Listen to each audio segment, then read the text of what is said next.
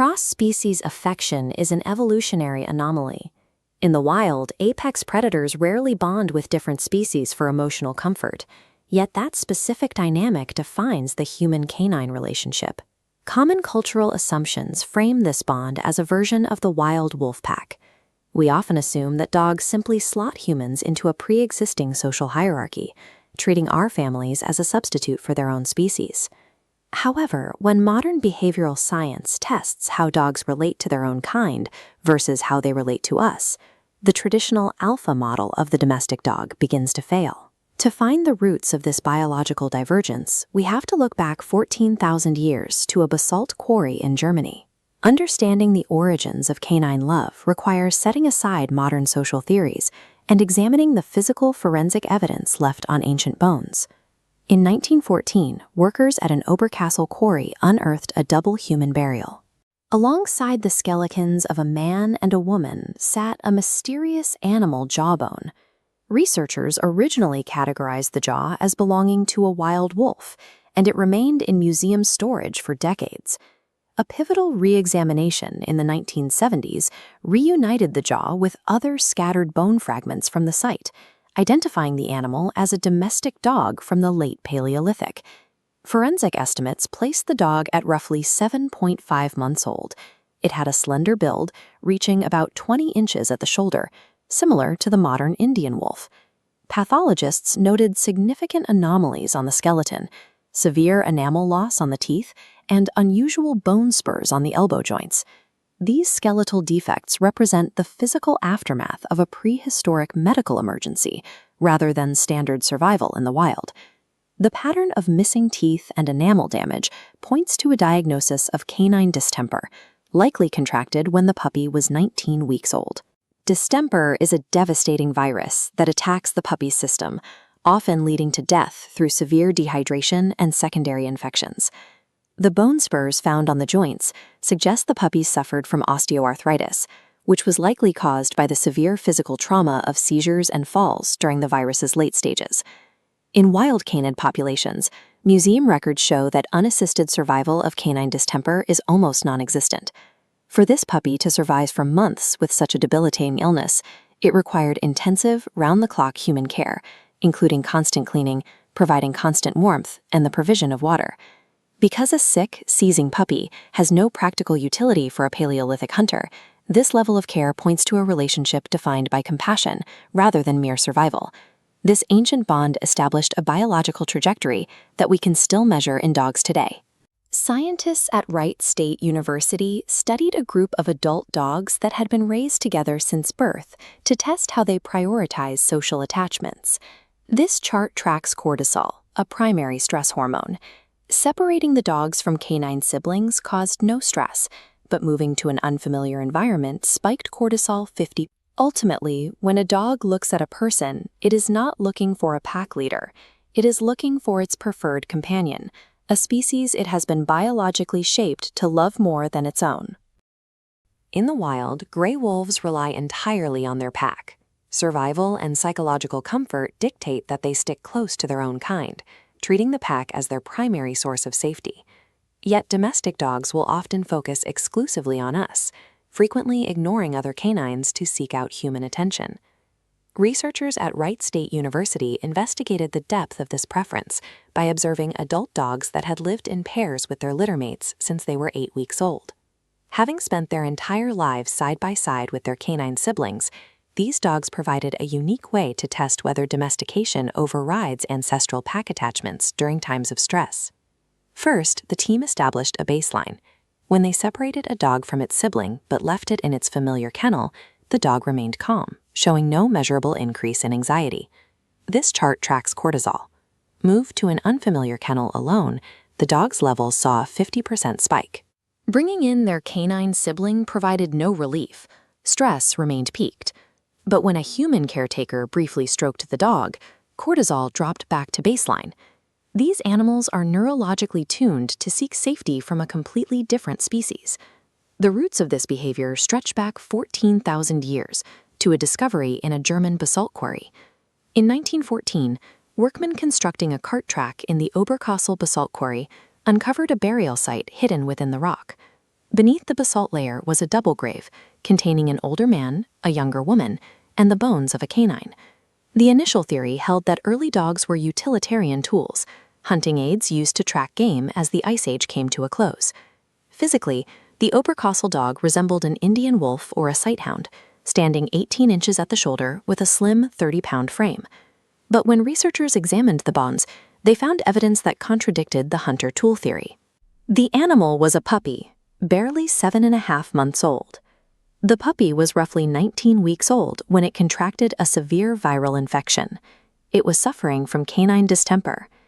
In wild populations, this disease is often fatal, killing 75. Even after the virus passed, the animal was permanently disabled by arthritis.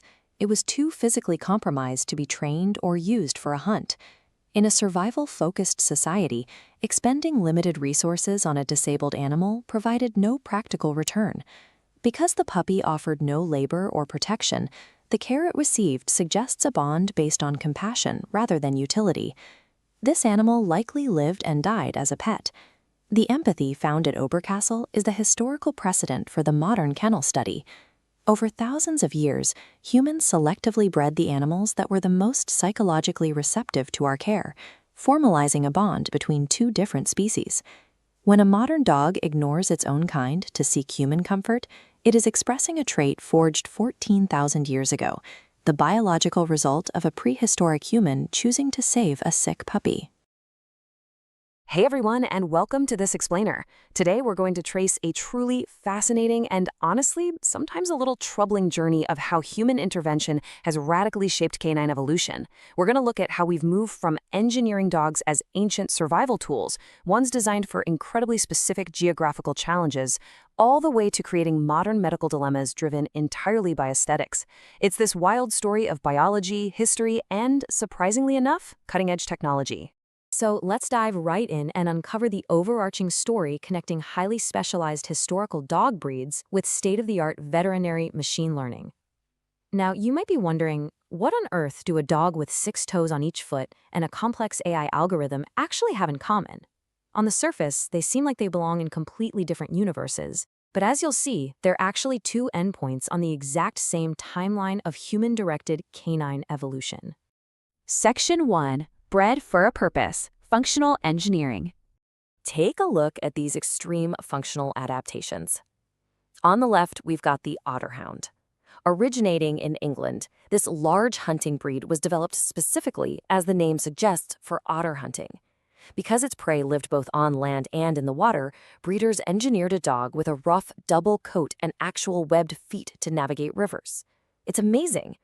Now, contrast that directly against the Norwegian Lundehund on the right. This small Spitz breed came from remote islands in Norway and was bred to hunt puffins on super steep vertical cliffs.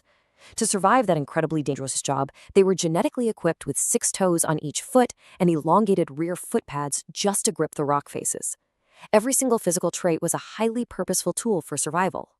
Section 2. The Rare Breed Roster. Global Footprint. Here is a roster of incredibly rare breeds you probably never even knew existed, all engineered for survival in vastly different, totally harsh environments. Take the Azawak, for instance. It's this slender, hardy sighthound that's been chasing gazelles over the blistering sands of the Sahara for over 1,000 years. Then you have the Ibizenhound, a tall rabbit courser whose elongated head and huge erect ears are literally a familiar motif straight out of ancient Egypt. Or look at the Bergamasco. Coming from the freezing mountain climates of Persia, it has 3 types of hair that weave together into flocks. It basically gives it this thick, felted look to protect it from the extreme cold. You've also got the Komondor, draped in profuse white cords from head to tail so it can blend in and guard Hungarian flocks, and the ancient Sluy, perfected for super-fast coursing in the North African deserts. These rare breeds were the ultimate working companions, with traits perfected over thousands of years. Section 3. Breeding for looks. Aesthetic obsession. But fast forward to the modern era, and our priorities shifted drastically from functional utility to just physical appearance.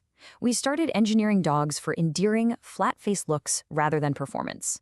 Breeds like the French Bulldog have seen an absolute explosion in popularity, especially in urban settings. And why? Well, mostly because of their small stature and their baby-like, almost human features. But here's the catch. This aesthetic obsession inadvertently sparked a major health and welfare crisis. Section 4. The BWS problem. A medical dilemma. Let's define exactly what's going wrong here. BAOS, or brachycephalic obstructive airway syndrome, is a pathophysiological disorder. Basically, because we bred these dogs to have severely shortened snouts, their internal anatomy just simply cannot accommodate their engineered flat faces. There is way too much soft tissue crammed into a tiny space, and this causes severe respiratory distress, heat and exercise intolerance, sleep-disordered breathing, cyanosis, and even full-on collapse. Let's break down the actual anatomical failures happening inside these poor dogs. The list is extensive, right? We're talking abnormal nasal passages, an elongated soft palate, an enlarged tongue, and an underdeveloped trachea.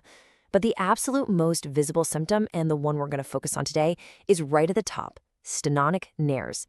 These are severely narrowed external nostrils and a reduced diameter of the nasal vestibules. The severity of these stenotic nares acts as a primary indicator of the syndrome's overall severity because it's restricting airflow right at the very entry point. Section 5. AI to the rescue. Machine learning. So to mitigate these medical problems caused by our own aesthetic breeding, researchers are actually turning to advanced artificial intelligence. Scientists recently partnered with a veterinarian dentistry clinic to tackle this exact problem. They photographed the nostrils of 95 French bulldogs, all over 1 year old. And get this, they captured these images from about 40 centimeters away using just standard iOS and Android smartphones in natural lighting. By having veterinarians classify these everyday images into mild, moderate, and severe stenosis, they created a totally first-of-its-kind annotated dataset of 190 images specifically designed for machine learning. Now, what's really interesting here is how these complex AI algorithms perform on this brand new dataset. Researchers tested several deep neural networks. When they modeled it as a multi-class problem, meaning trying to get the AI to distinguish between mild, moderate, and severe all at once, the MobileNet V3 network achieved a maximum median F-score of about 53.77%. But when they simplified it to a binary classification task, basically asking the AI just to identify severe stenosis versus everything else, the ResNet 50 network showed a highly promising 72.08% success rate. The AI is essentially acting as a virtual veterinary assistant, learning to spot the dogs that desperately need medical intervention for their breathing. But I have to say, perfecting this technology is an incredibly tough challenge. Unlike analyzing a highly controlled, standardized X-ray in a dark radiography room, this AI has to perform fine-grained computer vision on casual smartphone photos. I mean, the pictures in this data set were taken with slight head tilts, different resolutions, natural shadows, and sometimes even with the dog's tongue right in the way. Analyzing subtle degrees of nostril stenosis in such a completely uncontrolled environment is a massive computational hurdle. Yet it is absolutely necessary if this tool is ever going to be used by everyday pet owners and busy vet clinics. And that brings us to our final thought. As we reflect on this incredible evolutionary journey, from breeding the functional six-toed Norwegian Lundehund to survive sheer cliffs, all the way to relying on a complex neural network just to analyze a French bulldog's struggling airways, we really have to step back and look at the bigger picture. We engineered dogs to survive nature, and now we're engineering computer algorithms to help dogs survive us. So I'll leave you with this question. Is our advanced AI a try-off of veterinary technology? Or is it just a high-tech Band-Aid for the medical problems caused by our own modern obsession with canine aesthetics? It's definitely something to think about the next time you see a flat-faced pup walking down the street. Thanks so much for joining us for this explainer, and keep asking questions.